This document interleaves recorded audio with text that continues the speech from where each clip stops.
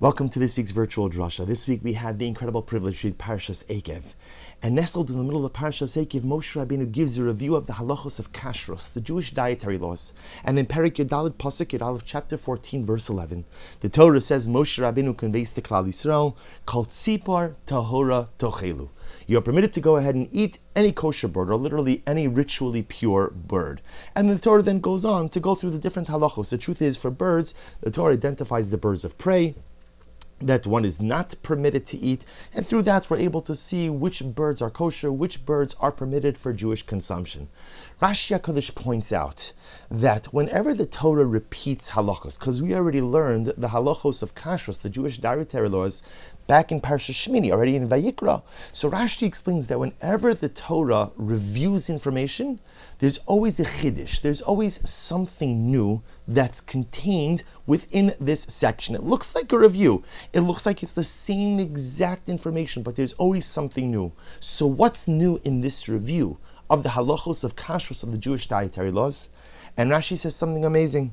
Kol tzipor tahora tochelu. When the Torah says you could eat any kosher bird, what does it come to include? What is it coming to teach us? What new piece of information is being conveyed? Lahatir mishuleches shebemitzora. To come to include the bird which was sent away as part of the purification ritual of the Mitzorah, the person afflicted with saras. So let's take a little bit of a journey back to Chumash Vayikra, Parshas Mitzorah. The Torah introduces us to the individual, the Mitzorah, who's stricken with saras. And saras occurs for a variety of reasons, but most notably because one has spoken lashon hara, one has spoken slander or negative speech about another individual, and as such is afflicted with saras. And the Torah in Parshas Mitzorah goes through the purification process of the Mitzorah. And most notably, the centerpiece of the purification of the Mitzorah are the shtei tziporim, the two birds. The two birds. And Rashi points out something amazing. Rashi says, why birds? And Rashi points out back in Parshas Mitzorah, he says, Lefi sha'ne go'im bana lashon hara. Because a person gets tsaras because of lashon hara. Shumaisa pitputei dvarim. What's lashon hara? Lashon hara is like the chirping of the birds, and it's such an incredible comparison. The birds chirp, and when you hear the birds chirp, they're kind of chirping just like continuously in an ongoing fashion. What's lashon hara? Lashon hara is a person who needs to chirp and keep chirping and doesn't know when to stop chirping and doesn't know what to chirp about and what to not chirp about. So lashon hara is compared to the chirping, the incessant chirping of the birds, the incessant negative speech, the slander of the Mitzorah.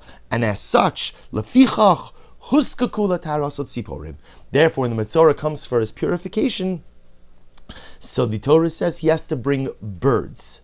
What's interesting is why two birds? So the Zohar comments on this. And the Zohar says something absolutely amazing, and I quote to you. This is the Zohar in Parshas Tazria, says, begin mila bisha, begin mila tova. The Zohar says something amazing. I understand why bird, but bring one bird. Why two birds? The bird is necessary because of the of the chirping motif. I understand. Why two birds? Says the Zohar. One bird represents the negative chirping, the negative speech, and one bird represents the positive speech. What does that mean? And the Zohar is saying something so profound. When a person speaks lashon hara, when a person speaks negatively, there are in essence two averos which are being committed. There's an avera that a person is misusing their koach hadibur, or a person is misusing their power of speech. I'm using my words to deconstruct, to cut down, to hurt, and to visit harm upon another human being, upon another individual. That's one sin. But there's another sin. Because at the same time that I was cutting someone down with my speech, I could have been building them up at that same moment. In the same moment where I was using negative words to deconstruct and to hurt another, I could have been using those same words in a positive way to build up, to build self-esteem, to give a person renewed koach, renewed hope, renewed resolve. So in every single aveira of lashon hara, in every single transgression of slanderous speech, explains the Zohar, there's a dual sin. There's the misuse of speech by speaking negatively, and there's the misuse of speech by failing to speak positively. And says the Zohar, that's why the Mitzorah has to bring two birds. One bird for the negative speech, and one bird for the positive speech, or the lost opportunity of positive speech. And says the Zohar something absolutely amazing. The bird that you shecht, the bird that you slaughter, that's the bird for negative speech. That represents the harm that you did. But in the Mitzorah's purification process, the second bird is set free. It takes flight. What does it mean it takes flight? That bird that's set free and takes flight and flies away, that bird represents the lost opportunity. I had the opportunity to use my speech to build someone up. I had the opportunity to use my words to do something positive, to do something constructive in this world. And I didn't take it. And so I let the bird go. That bird representing positive speech flies off, never to be seen again, representing the lost opportunity of life. Comes Parshas Eikev, and what does the Torah say? Kol tzipor tahora tochelu. You could eat every kosher bird. Again, remember, like we said before, Rashi says, which kosher bird are we referring to? It refers to if you find the bird which was set free by the Mitzorah, you're allowed to go ahead and shech that and eat it as well. And I think that the Torah is teaching us an incredible, incredible lesson. You see, when the Mitzorah lets the bird go free, what the Mitzorah is really saying is, I've lost an opportunity. And dear friends, too often in life, when the door of opportunity slams shut, it stays shut. If you don't take advantage of your life opportunities, they don't wait around until you're ready. They don't wait around until it's a convenient time. They don't wait around until I finally have my act together, I'm ready to embrace them. So often in life, when the opportunity flutters away, it's gone forever. But there are times when even lost opportunities represent themselves. There are moments in life when even those birds of opportunity that I let get away come back. Kol tzipor tahora tochelu. Torah Kedosha tells us, if you let life opportunities slip through your fingers, if you let the birds of opportunity fly and flutter away, there may be a moment where they come flying back. And if they come flying back, grab them. If they come flying back, take hold. Don't let it go a second time. Because if you're lucky tzipor that life presents you with opportunities again, don't press your luck by letting them go. Don't press your luck by letting them fly away. Kol tzipor tahora tochelu. More often than not, once you let opportunities go, they don't fly back, but sometimes they do. And if they do, find the courage to grab it, to consume it, and to maximize it. Kol tzipor tahora tochelu. If the Mitzorah bird of positive opportunity that got away comes flying back, grab it, ingest it, maximize it. This is an incredible lesson, but I think it's magnified even more on this Shabbos of Rosh Chodesh Elul. It's amazing to think.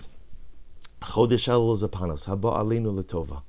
The end of one year, beginning of another year, and this bridge month. And what's the avoda of Chodesh Elul? You know, sometimes we come to this month, and you get a little bit of like Elul anxiety, or even Elul paralysis, because like there's so much to do. And I'm not sure where to start. So much I want to cram into a month, so much I meant to do the whole year I didn't get a chance to do. Now it's Elul, it's almost Rosh Hashanah, and I want to go into Rosh Hashanah with a sense of confidence. I want to go into the Yamim Norah, I'm feeling that I maximized my year, but I didn't. Or at least I feel that I didn't. So what do I do now in this last month? And I think, you know what the power of Chodesh Elul is? The power of Elul is the month to reclaim lost opportunities.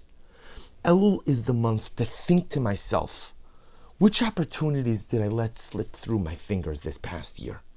What are the things that were in front of me that I could have done that I didn't do for whatever the reason? The reason is almost immaterial a little bit right now.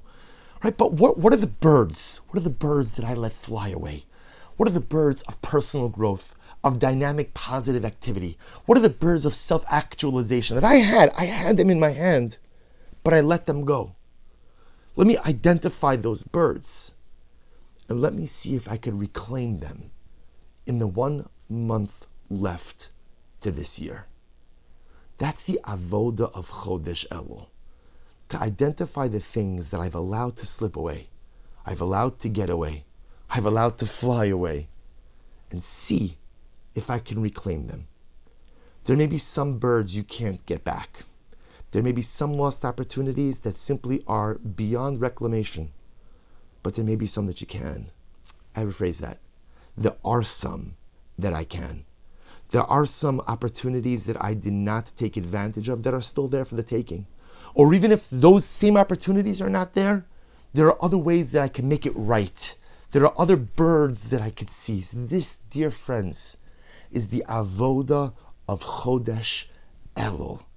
It's the month to think about the birds I let slip through my fingers, the birds I let fly away, and to figure out how can I reclaim them in the months ahead. May we be Zochem, Yirtzeh Hashem, to make this a month of incredible accomplishment, to make this a month of incredible dynamic activity. But I think most importantly, may we be Zochem, Yirtzeh Hashem, to make this a month of Kol Tzipar, Tahora, Tochelu. A month where we find the courage to think about the opportunities we let fly away and to summon the Gvura, to summon the strength to reclaim them. Wishing everyone a good Erev Shabbos, a beautiful Shabbos Kodesh, and a good Chodesh as well.